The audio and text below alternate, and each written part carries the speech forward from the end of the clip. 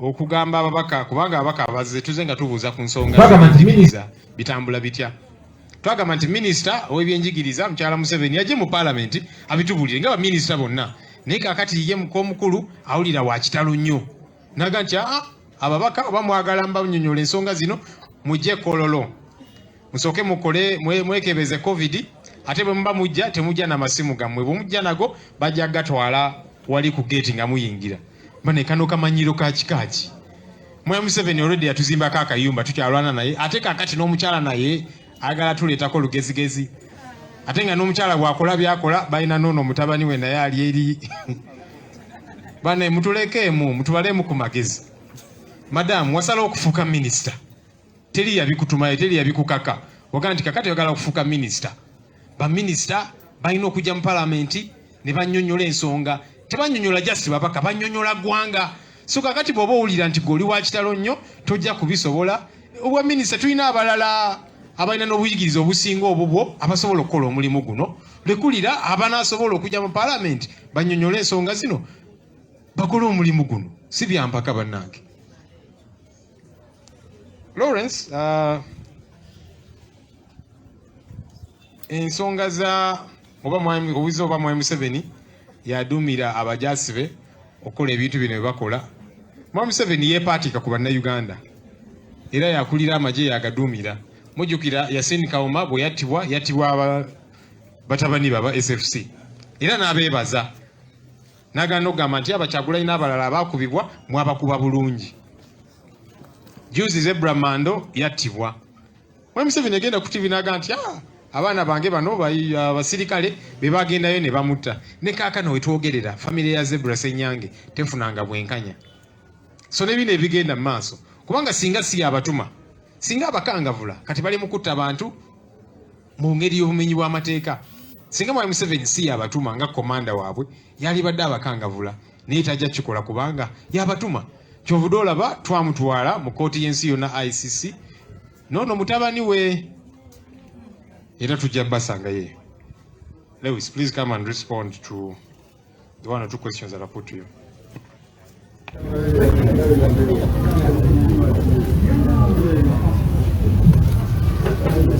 All right, I think my questions are two. One, indeed, there's a lot of fear amongst our people and mobilizers because, like I said already, several of them are being picked up in different locations. And of course, when they are picked up, for example, the team in Kasese, like we said, were just found in at a home. They were not doing any activity, let alone criminal activity, and they were just picked up. The holding charge was treason. Later on, they were charged with a conspiracy to commit a felony, which is another serious offense. But also the others in other places. Of course, you all know what has been going on with our mobilizers and supporters across the country. Like Mama Lina said, in Karamoja, some have had to run away for fear that they will be killed because indeed, some weeks back, some of our coordinators were shot dead in that area in the name of course, fighting the insurgency in that area. So definitely our people live in fear, and that's why I say that as NUP, although ordinarily we should be mobilizing more openly, it becomes problematic where the state views political mobilization as if it is a criminal activity, and that is the point I was trying to make there. The other question which I want to just respond a bit to is what Derek asked. How can we tackle terrorism as a country? I think for us, first of all, we are emphasizing due process of law. We have laws in this country which talk about how things should go. When I was growing up, one of the things that General Museveni and his people used to criticize was extrajudicial killings.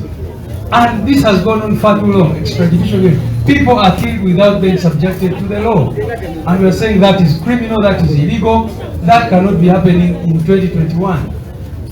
And we are saying that this nation is, we all are concerned about terrorism, and none of us would condone terrorism at all.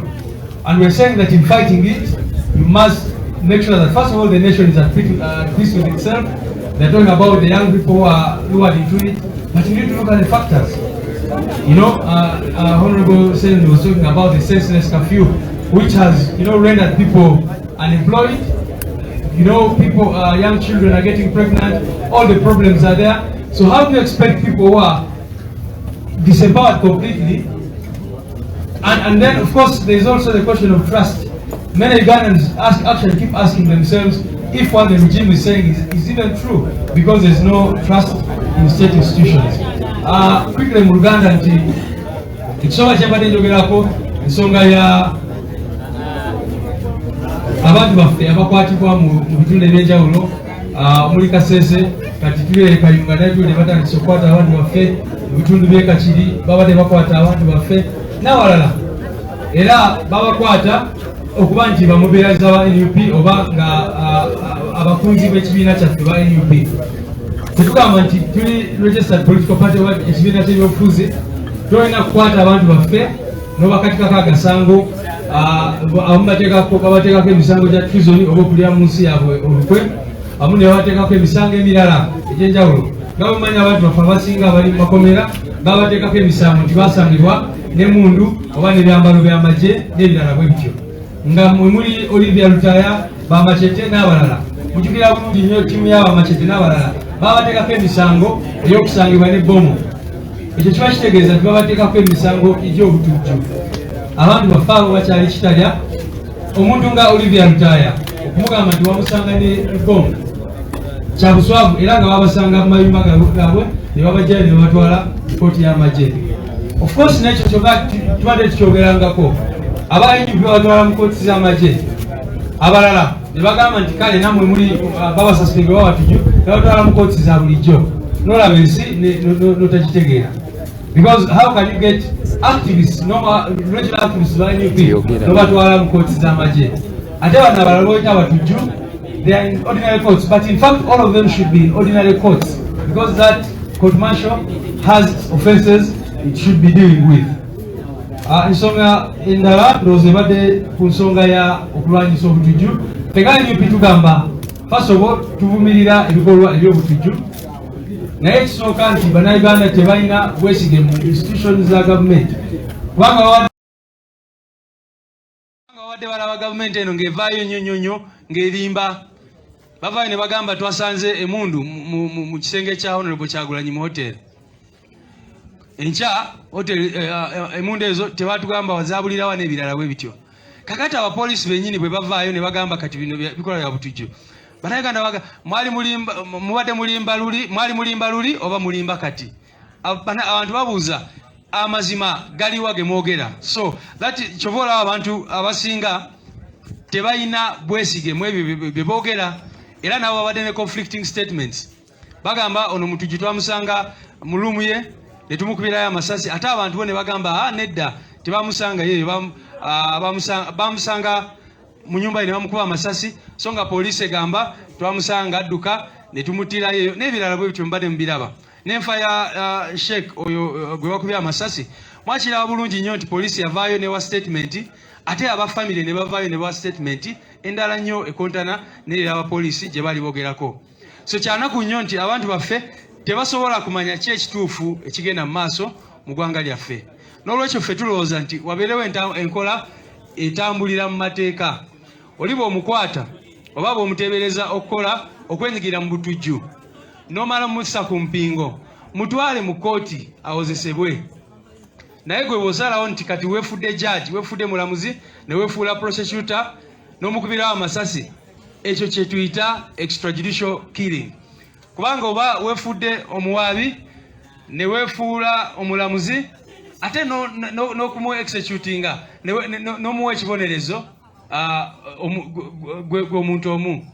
So kye tuvumirira ekyo, ate n'ekyokulaba nti abantu baffe babakwata ne bateekako ebisango ebyo tukivumirira nnyo. Mwebale nnyo, mwebale ddala.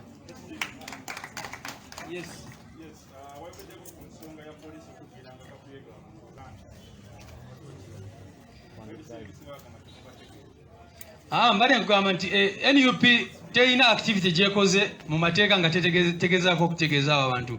Juzi bwe twagenda Mbale twawandikira poliisi y'Embale, DPC n'agaana okukwata ebbaluwa yaffe, n'agamba mugende wa RPC. Bamobilize bwe bagende wa RPC n'abagamba zino ensonga nene nnyo, mugende wa IGP. Nelira kyekimu DPC yagana ku receiving ebaluwa yaffe gye twali tumutegeeza nti tulina programu ate nga amateeka tegatugamba nti tuwandiike nga tulina radio program naye twali tubategeeza nti twagala ku meeting abantu baffe ezo meetings amateeka newankubadde tetugakkiriza naye tugamba kale owaaye katubawandiikire tutuukirize ebiragiro bye tulina newankubadde binyigiriza kyebigamba naye nezo ebbaluwa bagana ozipiikinga ne bakusindikawo IGP kati weewunye tulina activity erira ate nga abalala ebibiina ebirala naddala ba NRM bo nga bagenda mu maaso ne meeting zaabwe n'okukunga abantu n'okola mobilization meeting zaabwe ffe kye tulowooza nti kiri unfair kiri illegal era tukivumirira nnyo kyoba olaba wiiki ewedde twawandiika ebbaluwa nga tuwandikira IGP tumanyi nti naye talina buyinza kubanga ebiseera ebisinga naye alaba nga bitambula omanyi security system yaabwe bweri naye ffe tukiririza mu mateeka era twagala tubeere ku record so twamuwandikira ne tumubuulira ku nsonga eyo n'ensonga eyokwata abantu baffe aba NUP ababeera mobilization ne babateekako agasango ga treason n'ebirala bwe bityo.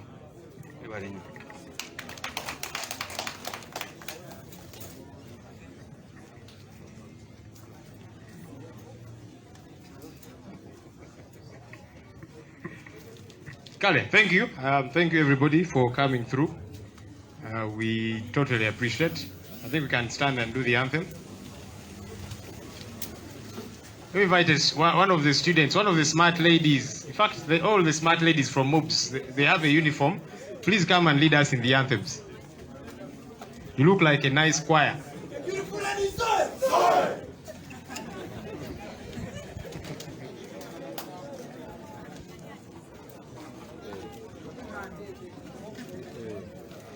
You will be surprised tomorrow Enanga could call a press conference and say this is a rebel group. That they even have rebel uniform, military uniform. Okay, so who of you is going to lead us in the national anthem and the people power anthem?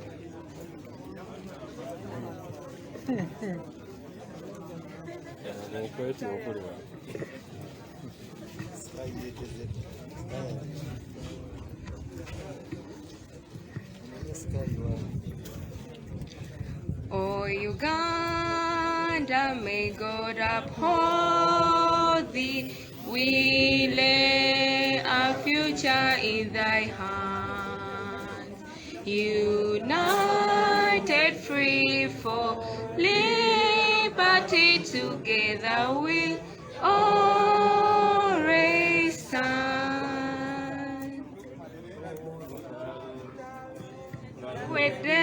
Tuliambale ngule, tuliambale ngule, tuliambale ngule, olutalonga luwedde, tuliambale ngule, tulizimba mu Uganda empya.